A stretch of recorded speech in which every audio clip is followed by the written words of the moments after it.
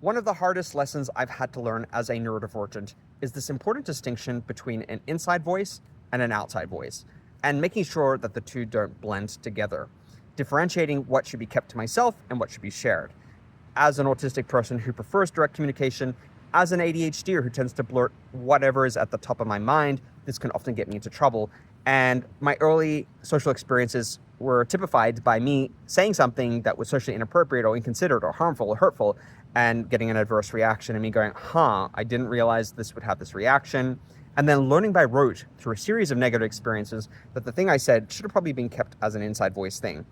And that it was a boundary violation to always, for myself and for the other person, to always be saying things regardless of other people's feelings just because it came to the top of my mind or because I felt the urge to share it. And that's, for example, information dumping, overloading people, and not being considerate of whether they actually want to know what I'm sharing, or saying something that would be an internal perception that's not appropriate to share with another person. For example, when I was younger, my sister had a friend who had very prominent front teeth, buck teeth. And I remember we ran into her in the street and I recognized her, and my dad said something to the equivalent to, "Oh, do you recognize so-and-so?" I said, "Oh, yes, because of the teeth." That was my immediate response. This person went bright red. They felt very humiliated, very hurt by my behavior. And then I realized I'd done something wrong based on the reaction, seeing her going bright red. It sounded judgmental, it sounded critical, it sounded mocking. Calling out somebody's traits, prominent traits, which they might be self-conscious about and anxious or insecure about, was very insensitive. And I have multiple instances where I said stuff or did stuff like that, and then I got an adverse reaction. Thankfully, I was quick on my feet and I learned not to say things. And then it didn't help that my sense of humor skewed a little bit edgy. And so I could often say things that I thought were funny, and I hoped that people interpreted it as humor, but it was still not funny, and it was read as hurtful or malicious. And sometimes those jokes, sometimes those thoughts, sometimes those reflections, sometimes those observations are better kept inside. It's kind of like that lesson learned in Bambi, which is if you have nothing nice to say, don't say anything at all. To which my autistic brain says, well, it's truthful, it's honest, why can't I say the truth? And yes, the truth hurts, but sometimes some truths should be kept to yourself. And sometimes they're very subjective perceptions. Sometimes they're very selective perceptions. And sharing that thing if it is going to have an impact that's negative, maybe it's better to just keep it to yourself. That thing that I said to that friend of my sister's, I could have just said, oh yes, I recognize her. That would have been a simple, boundaried way to just acknowledge what my dad said and not say something that could harm the other person.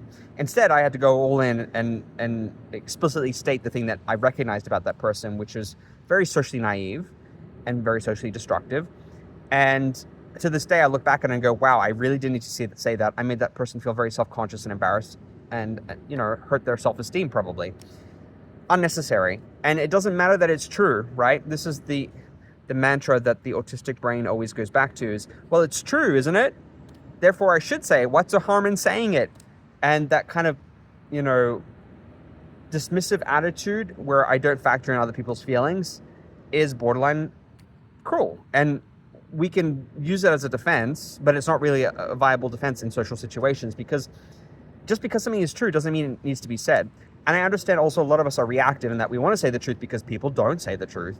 Neurotypicals, generalizing here, have a tendency to socially masquerade, to mask what they really feel, to say socially polite things, to engage in social grooming and not really factor and veer away from the truth because they want to maintain, be nice. Social niceties are essential here.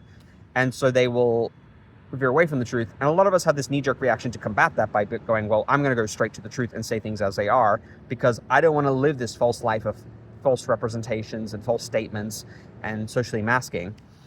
And I think there is a middle ground. How you navigate and find that middle ground is up to you individually. But remembering, having this clear-cut boundary between inside voice and outside voice is really essential for social success. And some things don't need to be shared. Some things are for you and not for the other person. And unfortunately, a lot of us have to learn through these negative experiences what is to be kept to yourself and what isn't. I wish there was a manual, and I think because the degree to which we can share certain things in different social situations is so complex and so numerous that it'd be hard to even write a single book naming this, and then moreover to read it and then internalize all of that unfortunately we have to go through life and make these social mistakes and learn the difference the hard way that we arrive at this realization. What have your experiences been with distinguishing between an inside voice and an outside voice and not saying certain things because of the impact they'll have. Have you made similar mistakes to the one I described here? What's been your strongest takeaway from your experiences? I would love to hear from you.